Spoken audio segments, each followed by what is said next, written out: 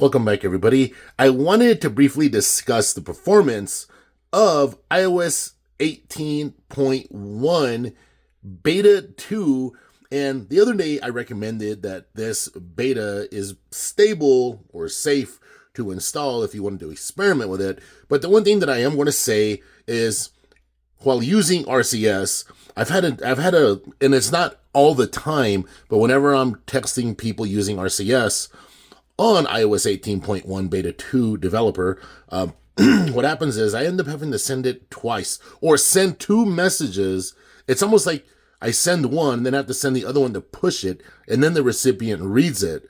And it's not so prevalent when you're in a very strong, and I'm on Verizon, it's not so prevalent when I'm in a very strong cellular, when I have a good cellular signal. It only happens whenever I'm in a not so good, and maybe that could be the reason, but I'm noticing it happens quite a bit. And anyway, that's just something I've noticed. So if you're noticing, if you happen to install this and you notice, let me know in the comments if it's doing it with you.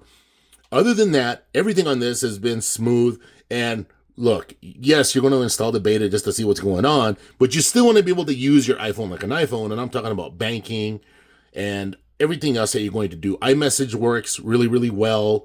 YouTube Music is fine. Apple Music's working fine for those of you that, say you use Google Apps on your iPhone. I use both. So my Gmail is still, everything's working like a champ. I use a lot of Google apps on here. All right. But I also, of course, I use all the Apple apps as well. I like to do a comparison and see how they're doing. One thing I really enjoy doing with this now, I've talked about this. I know a lot of people keep bringing up the fact that Android, people in my comments are doing it. People are bringing up, hey, Android has customization forever, and that's fine. Okay, I get it. That's cool. I happen to like the way Apple is doing it, and I'm happy that they're doing it, all right? I like that right there. That is one of my favorite looks. Of course, if you're not used to, say you leave it like that, and you're over here using a certain app and you don't know the name of it, you might be a little confused, right? But, after a while, it is what it is, right? But I wanted to say something. Somebody asked me something the other day, if it works in the folder. Yes, and it works in the folders as well whenever it takes the label off the app, all right? So the one thing I am going to note, I'll show you, let's see if it'll do it. I'm going to press and hold here. Now, whenever you come over here and you're going to do some edit pages, whatever you're going to do there, you come here. Did you see that frame rate? It drops frame rates really crazy. And I've been poking and prodding all over this iPhone ever since I installed iOS 18.1 Beta 2 developer Beta 2. Well, anyway, too much word salad here, right? But I've been poking and prodding around, looking for the frame rate drops, looking for something. Then everything is working quite well. Safari is working outstanding. I've been using the distracting items, taking out some of that whenever I'm doing some other things that I've been doing.